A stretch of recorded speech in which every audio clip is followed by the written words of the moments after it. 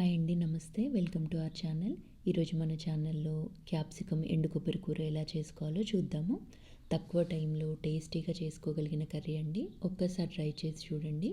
చాలా కలర్ఫుల్గా, చాలా టేస్టీగా, చాలా బాగుంటుంది. అలాగే మీరు ట్రై చేశాక మీకు ఎలా కుదిరిందో కమెంట్స్లో చెప్పడం మర్చిపోకండి. ఇప్పుడు ముందుగా స్టవ్ ఆన్ చేసి అడుగు మందంగా ఉన్న కడాయి పెట్టుకోవాలి.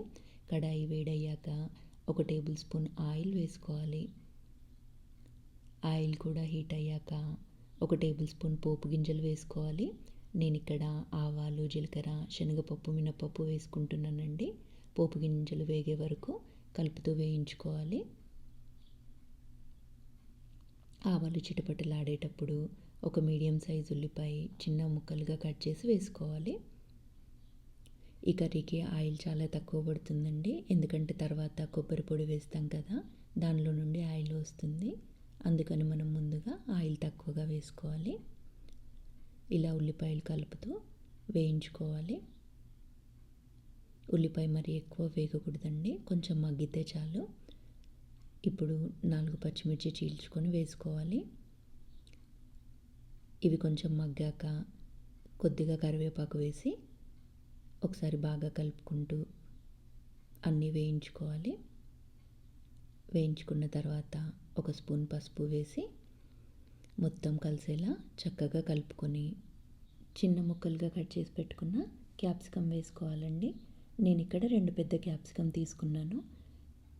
ఒకసారి బాగా కలుపుకోవాలి.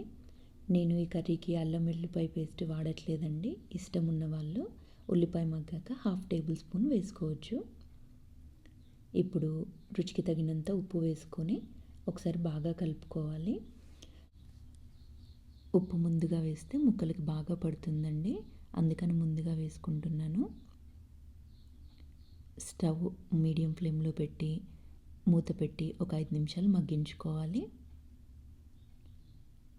ఇప్పుడు 5 నిమిషాల తర్వాత మూత తీసి కలుపుతూ 1 నిమిషం వేయించుకోవాలి. 1 నిమిషం తర్వాత మళ్ళీ మూత పెట్టి ఒక 3 నిమిషాలు మగ్గించుకొని తీసి కలుపుతూ వేయించుకోవాలి. Capsicum almost మగ్గిపోయిందండి. క్యాప్సికమ్ మగ్గిన తర్వాత 3 టేబుల్ స్పూన్ల ఎండు కొబ్బరి పొడి యాడ్ చేసుకోవాలండి.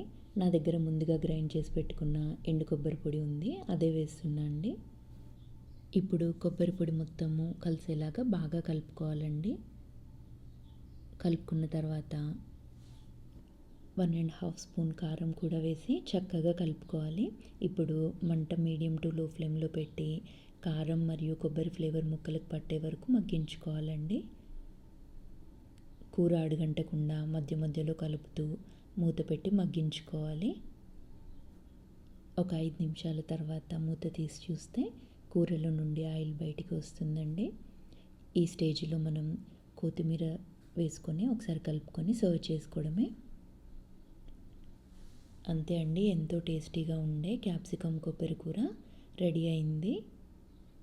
ఈ వీడియో కనుక మీకు నచ్చినట్లయితే ఒక లైక్ చేసి మన ఛానల్కి సబ్స్క్రైబ్ చేసి మీ ఫ్రెండ్స్ అండ్ రిలేటివ్స్కి ఈ వీడియో షేర్ చేయండి.